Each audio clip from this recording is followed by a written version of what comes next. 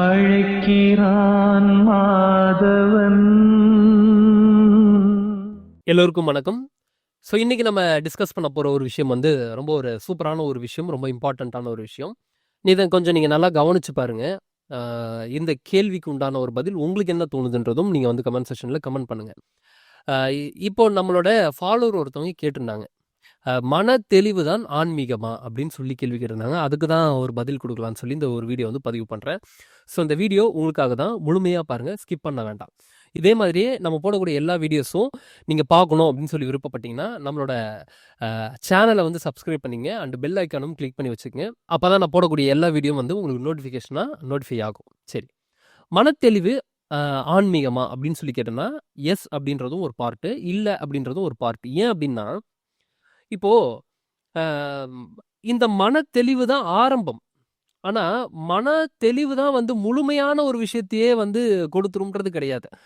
அடிப்படையில் மனம் தெளிவு பெற்றால்தான் நம்ம வந்து ஒரு உயர்ந்த ஒரு விஷயத்துக்குள்ளே போக முடியும். இப்போ ஒரு எக்ஸாம்பிளுக்கு ஒரு குழந்தைகிட்ட டேபிள்ஸ் ரொம்ப முக்கியமா, இல்லை வந்து நீ கற்றுக்கிட்ட வந்து பெரிய பெரிய கணக்குகள் ரொம்ப முக்கியமா அப்படின்னு சொல்லி கேட்டேன்னா, அடிப்படையில் அந்த கணக்கை கற்றுக்கிறதுக்கு இந்த டேபிள்ஸ்ன்றது அடிப்படையாக இருக்குது. அதே மாதிரி நிறைய வார்த்தைகளை கற்றுக்கிறதுக்கு, நிறைய வெக்காபுலரி அவங்க கற்றுக்கிறதுக்கு இந்த ஏபிசிடின்றது வந்து ஒரு பேஸாக இருக்குது. அப்போது இது முக்கியமா அது முக்கியமா அப்படின்னு சொல்லி பார்த்தோன்னா, அடிப்படையில் இது இல்லாமல் அதுக்குள்ளே போக முடியாது.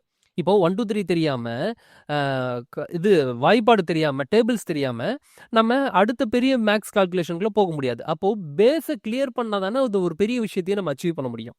அதே மாதிரி இந்த மனத்தெளிவு அப்படின்ற ஒரு விஷயம் இருந்தால்தான் இந்த ஆன்மீகத்துக்குள்ளேயே பயணம் பண்ண முடியும். அப்போ மனத்தெளிவு ஆன்மீகமானா, மனத்தெளிவு என்பது அந்த ஆன்மீகத்துக்குள்ள பயணம் பண்ண வைக்கிறதுக்கு ஒரு மிகப்பெரிய ஒரு டூலாக இருக்குது. அப்போ அதுக்கப்புறம் தான் உங்களால் ஈஸியாக பயணம் பண்ண முடியும். இதை இன்னும் ரொம்ப ஒரு தெளிவாக சொல்லணும் அப்படின்னா, ஒரு பஸ்ஸுக்குள்ளே ஏறுறீங்க, பஸ்ஸுக்குள்ளே ஏறினவுடனே பயணம் முடிஞ்சிருதா? பயணம் முடியல. இப்போதான் பஸ்ஸுக்குள்ள அந்த ஒரு நுழைவாயிலுக்குள்ளே ஏறி இருக்கிறீங்க. அந்த நுழைவாயிலுக்குள்ளே ஏறினது தான் அந்த மனத்தெளிவு. அப்போ அந்த மனத்தெளிவு கிடைத்ததுக்கப்புறம் பயணம்னு ஒன்று இருக்குல்ல, அப்போ அந்த பயணம் எவ்வளோ சிறப்பாக அமையுது. அந்த மன தெளிவின் மூலமாக நீங்கள் எந்த மாதிரியான ஒரு சீட்டை சூஸ் பண்ணுறீங்க, அதுக்கப்புறம் என்னென்ன மாதிரியான முடிவுகளை எடுக்கிறீங்க, இப்படின்னு கூடிய ஒரு விஷயத்தை பொறுத்து தான் இந்த மொத்த வாழ்க்கையும் அமையுதுன்னும் போது, ஆரம்பம் என்பது உண்மைதான். மனத்தெளிவு தான் அந்த ஆன்மீகத்தோட அடிப்படையான ஒரு விஷயமாக இருக்கு. ஆனால் முழு ஆன்மீகமும் அந்த மனத்தெளிவுக்குள்ளே முடிஞ்சிடாது. அதை மனத்தெளிவு பெற்றதுக்கப்புறம் அதில் நிலைத்து நிற்கணும். அதே மாதிரி ஒரு விஷயமும் வந்து செயல் என்பது கரெக்டாக இருக்கணும். இந்த மாதிரியான எல்லா விஷயமும் இருந்தால் தான் அடுத்தடுத்த ஒரு விஷயத்துக்குள்ளே போக முடியும். இப்போது சினம் மடங்க கற்றாலும் சித்திகள் பல பெற்றாலும் மனம் மடங்க கல்லாருக்கு வாயேன் பராபரமே, தாய்மானவர் சுவாமி சொன்னது. அப்போது சினம் மடங்க கற்றாலும், அதாவது ஒரு சினத்தை வந்து அவன் அடக்க கற்றுக்கிட்டாலும், மனம் அடங்க கல்லா இருக்கு. சினம் அடங்க கற்றாலும் சித்திகள் பல பெற்றாலும், நீ என்னதான் பல சித்துகள் விளையாட்டு நீ காமிச்சாலும் மனம் அடங்க கல்லா இருக்கு. அதை மனம் அடங்கலை அப்படின்னா இறைவன் என்பவர் உன் முன் வரவே மாட்டார், உன்கிட்ட வரவே மாட்டார். அப்போ ஆன்மீகமும் இந்த மன தெளிவும் வந்து பாருங்க, இப்போ இந்த இடத்துல லிங்க் ஆகுது. அப்போ மன தெளிவு பெற்றால்தான், அந்த அமைதி பெற்றால்தான் இறைவனே வருவார். அப்போ எப்படி வருவார்? இந்த அடிப்படையிலேருந்து கொஞ்சம் கொஞ்சமாக இன்னொரு விஷயத்துக்கு இது ஆட்டோமேட்டிக்காக எடுத்துகிட்டு போகும். இப்போ ஒரு பஸ்ஸுக்குள்ளே ஏறி உட்காடுறீங்க, இந்த நுழைவாயிலில் ஏறிட்டீங்க, டிரைவர் ஒருத்தர் இருக்கிறாரு, அவர் வண்டி ஓட்டிட்டு தான் போக போகிறாரு. நீங்கள் ஏறி உட்கார்றது மட்டும்தான். நீங்கள் தெளிவாக ஏறி உட்காந்துட்டீங்களே, அதுக்கப்புறம் பயணம் என்பது அது நடத்தி எடுத்துகிட்டு போகும். அதுக்கப்புறம் அந்த பயணத்தில் நம்ம எப்படி பயணம் பண்ண போகிறோம் அப்படின்றது நம்மளோட விருப்பத்தை பொறுத்தது. இப்போ நான் ஏறி உட்காந்துட்டேன், வண்டியும் பயணம் பண்ணுது, நடுவில் நான் இறங்கிக்கிறேன் அப்படின்னா அது உங்களோட விருப்பம் தான். அப்போ நடுவில் இறங்கிட்டிங்கன்னா டெஸ்டினேஷன் போக முடியாது. அப்போ மன தெளிவு பெற்றுட்டோம், ஏறிட்டோம். இதுக்கப்புறம் அந்த பயணம் என்பது எப்படி அமைக்க போகிறோன்றதும் நம்ம ட்ராவல் பண்ணக்கூடிய ஒரு விஷயத்துலையும் இருக்குது. அப்போ பாருங்க, மன தெளிவு பெற்றுச்சு, இதுக்கப்புறம் எப்படி நம்ம பயணம் பண்ண போகிறோன்றது அடுத்தடுத்து எடுத்துகிட்டு போகும். ஆனால் இந்த மன தெளிவு பெற்றதே ஒரு மிகப்பெரிய ஒரு விஷயம். அதுக்குள்ளே நிலைத்து நின்று நம்ம ட்ராவல் பண்ணால் இன்னும் பெரிய பெரிய இடத்துக்கு எடுத்துகிட்டு போகும். ஏன்னா உள்ளே ஏறிட்டிங்கனாலே, அந்த மன தெளிவு வந்துச்சுனாலே அடுத்த கட்டத்துக்கு அது எடுத்துகிட்டு அதுவே செல்லும். அதுக்கு நம்ம அலோவ் பண்ணணும்.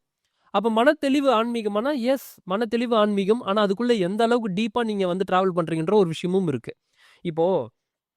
இப்போ மன தெளிவு பெற்றுச்சு, இப்போ நான் ட்ராவல் பண்ணுறேன், எனக்கு எல்லாமே புரியுது. இன்னும் நிறைய பல விஷயங்கள், ஆன்மீக ரகசியங்கள், ஆன்மீக அனுபவங்கள், இது எல்லாமே வந்து உங்களுக்கு போக போக இந்த மன தெளிவு பெற்றதுனால தான் உங்களுக்கு கிடைக்கும். ஏன் தெரியுமா? இப்போ ஒருத்தன் பார்க்குற பார்வையும் நீங்கள் பார்க்கக்கூடிய பார்வையும் வேறு. இப்போ நார்மலாக ஒரு பர்சன் ஒரு விஷயத்த ஒரு மாதிரி அணுகுவான், ஒரு மாதிரி பார்ப்பான். இப்போ நம்மளுக்கு ஒரு மன தெளிவு இருக்கும்போது அது வேற மாதிரியான சில விஷயங்களுக்குள்ள உங்களுக்கு பார்வை இருக்கும். இப்போ ஒருத்தன் வந்து ஒரு விஷயத்த வந்து இது மேகங்க அப்படின்னு சொல்லி பார்க்குறான்னா, இன்னொருத்தன் வந்து ரொம்ப அழகா இருக்குல்ல, ரொம்ப இத வந்து ஃபோட்டோ புடிச்சனா வேற லெவல்ல இருக்கும்னு சொல்லி, அந்த ஒரு ஃபோட்டோகிராஃபி பண்ணக்கூடியவங்க அத பார்ப்பாங்க. அப்போ ஒருத்தருக்கு ஒரு மாதிரியான காட்சி அளிக்கிறதுக்கான காரணம் என்னன்னா, அவங்க அதை எப்படி எடுத்துக்கிறாங்க, அவங்க மனநிலை எப்படி இருக்குன்றத பொறுத்தது. அப்போ முழுவதும் மனநிலை தான் அப்படின்னும்போது, நம்ம எந்த மனநிலையில இருக்கோன்றது ரொம்ப ரொம்ப இம்பார்ட்டன்ட். அப்போ மன தெளிவு தான் ஆன்மீகத்தின் முதல் படி. ம மொத்த ஆன்மீகமும் சொல்லிட முடியாது. ஆரம்பம் அதுதான். ஆன்மீகத்தின் முதல் படி அந்த மன தெளிவு தான். அப்ப அந்த மன தெளிவு இருந்துச்சுன்னா, அடுத்தடுத்த விஷயத்துக்குள்ள அதுவே பயணம் பண்ணி கூட்டிட்டு போகும். அத நம்ம அப்பப்ப கவனிச்சுக்கிட்டே இருக்கணும். நம்ம கரெக்ட்டா இருக்குமா? நம்ம கரெக்ட்டா இருக்குமா? நம்ம கரெக்ட்டா இருக்குமான்னு சொல்லி கவனிச்சுட்டே இருந்தா, நிச்சயமாக அதுவே எடுத்து செல்லும். இதுக்கு நீங்க ரொம்ப போராட்டம், அத பண்ணணும், இத பண்ணணும்லாம் கிடையாது. விழிப்புணர்வா இருக்கிறதுன்றது ஒரு மிகப்பெரிய ஒரு டூல். இந்த விழிப்புணர்வ பத்தி தான் எல்லாருமே வந்து சொல்லியிருக்கிறாங்க. இந்த மன தெளிவு வந்துருச்சுன்னா, அந்த விழிப்புத்தன்மை என்பது வந்துருச்சுன்னு சொல்லி அர்த்தம். மன தெளிவு வந்துருச்சுன்னா, அந்த விழிப்புத்தன்மை உங்களுக்குள்ள வந்து ஆக்டிவேட் ஆயிடுச்சுன்னு அர்த்தம். அப்ப அது ஆட்டோமேட்டிக்கா உங்கள வந்து அடுத்த கட்ட நிலைக்கு அது எடுத்துட்டு செல்லும். அதனால அத பத்திலாம் நம்ம கவலைப்பட வேண்டாம். மனத்தெளிவு ஆன்மீகத்தின் முதல் படி அப்படின்றத தெரிஞ்சுங்க. அதுக்கப்புறம் பயணம் பண்ண வேண்டியது எல்லாமே நம்மகிட்ட தான் இருக்கு. ஸோ இந்த ஒரு வீடியோ பதிவ உங்ககிட்ட குடுக்கணும்னு சொல்லி விருப்பப்பட்டேன். மீண்டும் இதே மாதிரி நெறைய வீடியோல நான் உங்கள சந்திக்கிறேன். நன்றிகள். வணக்கம்.